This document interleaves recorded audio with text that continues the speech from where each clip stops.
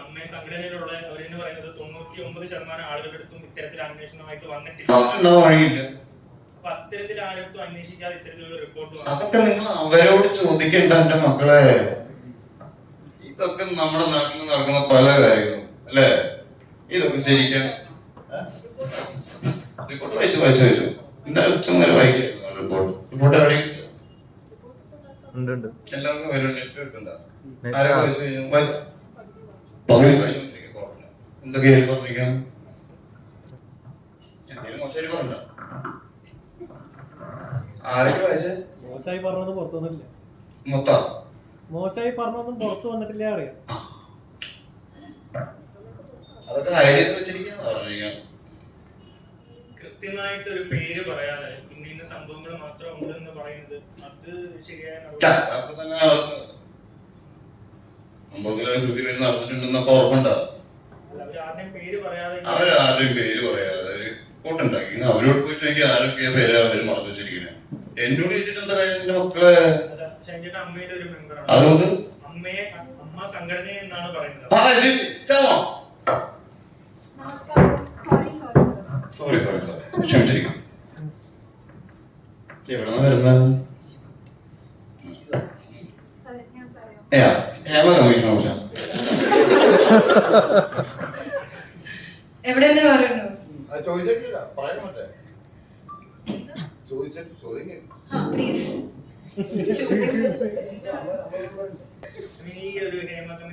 മലയാളത്തിൽ അറിയാൻ വഴിയില്ല വ്യക്തമായിട്ട്. അയ്യോ ഞാൻ ഇപ്പൊ തന്നെ പറഞ്ഞു. One normal question then this question. It is very normal avoiding it. I can't talk like you ചേട്ടാ. ഹേമ കമ്മീഷൻ ഈ ഒരു അലിഗേഷൻ അല്ലെങ്കിൽ ഇത്തരത്തില് ഒരു അമ്മ സംഘടനയിലുള്ള അപ്പം പ്രത്യേകിച്ച് ആരുടെ പേര് പറയാത്തത് കൊണ്ട് ആർക്ക് വേണമെങ്കിലും വിചാരിക്കാലോ ഇതിപ്പോ ആരെ പറ്റിയാണ് അല്ലെങ്കിൽ തന്നെ പറ്റി ഇതിപ്പോ ആണുങ്ങളെ പറ്റിയിട്ട് തന്നെയാവുന്നുണ്ടോ? നിർബന്ധമില്ലല്ലോ. ഇവിടെ സ്ത്രീ ഡയറക്ടേഴ്സും ഇല്ലേ, സ്ത്രീ ആക്ടേഴ്സും ഇല്ലേ? അവർക്കും ഇങ്ങോട്ടൊക്കെ തോന്നുന്ന കാര്യങ്ങളല്ലത് അല്ലേ? ഇത് ആണുങ്ങൾ മാത്രം ചെയ്യുന്ന കാര്യമാണോ? ആണും പെണ്ണും അടങ്ങിയ സമൂഹമല്ലേ? എല്ലാ വ്യക്തികളാണ്. ആണും പെണ്ണും അടങ്ങിയതല്ലേ? ഇതിപ്പോ നമ്മളല്ലേ ആണുങ്ങളെ വിട്ട് അല്ലേ? ഞങ്ങൾ എന്തെങ്കിലും ഉദ്ദേശിച്ചിട്ടുണ്ടോ? വെറുപ്പിക്കുന്നു അല്ലല്ലോ അല്ലേ? ഒന്നും മിണ്ടുന്നില്ല. സ്ത്രീകൾക്ക് നല്ലൊരു തൊഴിൽ ഉറപ്പാക്കാൻ വേണ്ടിട്ട് ചോദിക്കുന്നൊന്നല്ലല്ലോ. നിങ്ങൾക്ക് കുറച്ച് വ്യൂസ് വേണം എന്നുള്ളതുകൊണ്ടല്ലേ. ആ കമ്മിറ്റി റിപ്പോർട്ടിനകത്ത് എന്തുണ്ടെന്ന് നിങ്ങൾക്ക് ആർക്കും അറിയത്തില്ല. നിങ്ങൾ ആരും വായിച്ചിട്ടില്ല. അതെന്താണെന്ന് ഒരു അല്ലല്ലോ. പ്രശ്നങ്ങൾ ഉണ്ടോ എന്ന് ചോദിച്ചു കഴിഞ്ഞാൽ കൃത്യമായിട്ടുണ്ട്. പക്ഷെ അത് ആ കമ്മിറ്റി കൊണ്ട് ഈ സിനിമാ മേഖലയ്ക്കോ അല്ലെങ്കിൽ സിനിമയിൽ ഇനി ഭാവിയിലെ തലമുറയ്ക്കോ ഒരു ഗുണം ഉണ്ടാകാൻ പോകുന്നില്ലാത്തൊരു റിപ്പോർട്ട് തന്നെയാണ്. പക്ഷെ ഇത് മാറ്റാൻ വേണ്ടിയിട്ടുണ്ട്. പക്ഷെ ഞങ്ങൾ ചോദിക്കുന്നത് എന്താണെന്ന് വെച്ചാല് എത്ര പെൺസുഹൃത്തുക്കളാണ് ചോദിച്ചിട്ടുണ്ട്. ഒരു സ്ത്രീക്ക് ഏറ്റവും കൂടുതലുള്ള ആൺ സുഹൃത്തുക്കളാണ്. എനിക്ക് പറയാൻ പറ്റില്ല. എന്റെ സുഹൃത്തുക്കളുടെ പറഞ്ഞു എന്റെ പെൺസുഹൃത്തുക്കൾക്ക് കൂടുതലുള്ളതും ആൺ സുഹൃത്തുക്കൾ അതെ. നമ്മളിപ്പോ ഒരു സ്ഥലത്ത് പ്രവർത്തിക്കുമ്പോ നിങ്ങൾക്ക് എന്തെങ്കിലും വേർതിരിവ് ഞങ്ങൾ കാണിച്ചിട്ടുണ്ടോ? വർക്ക് ചെയ്യുന്ന സമയത്ത് സ്ത്രീകളായതുകൊണ്ട് അവർക്കത് വേണ്ട, അവർക്കത് വേണം, ഞങ്ങൾക്കത് വേണം. നിങ്ങൾക്ക് നല്ല മൂവി തരാമെന്ന് ഞങ്ങൾ നോക്കിയിട്ടുള്ളൂ. എന്നോടാണ് ചോദിക്കുന്നത്. അപ്പൊ എനിക്കറിയാവുന്ന കാര്യങ്ങൾ എനിക്ക് പറയാമല്ലോ. ഇപ്പൊ ഇവര് പറഞ്ഞു ഞാൻ എന്തെങ്കിലും ചോദിച്ചപ്പോ നിങ്ങൾ ഉണ്ടാവിരുന്നു.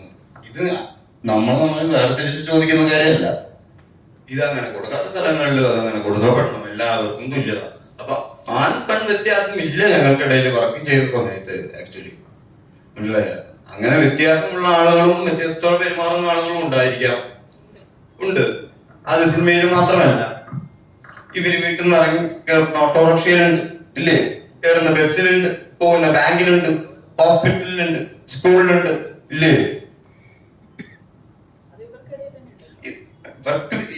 ഇവർക്കിടെ എല്ലാവർക്കിടയിലുണ്ട്. ബസ്സിന് ചാറ്റി വെക്കുന്ന പരിപാടികൾ കേട്ടിട്ടില്ലേ? കുലമുള്ളവരെ ഉപദ്രവിക്കുന്നത് കേട്ടിട്ടില്ലേ? ആദ്യം പീഡനങ്ങളൊക്കെ തുടങ്ങുക എവിടെയാ അല്ലേ? ബസ് കമ്മീഷൻ നടക്കുക. ഇത് ആണുങ്ങളും പെണ്ണുങ്ങളും ഉള്ളിടത്ത് അല്ലെങ്കിൽ അങ്ങനത്തെ വ്യക്തികളുള്ളിടത്ത് ഇതെന്താണ് പരിപാടി എന്ന് കറക്റ്റായിട്ട് അറിയാത്തവർക്കും ഇടയിലുണ്ട്.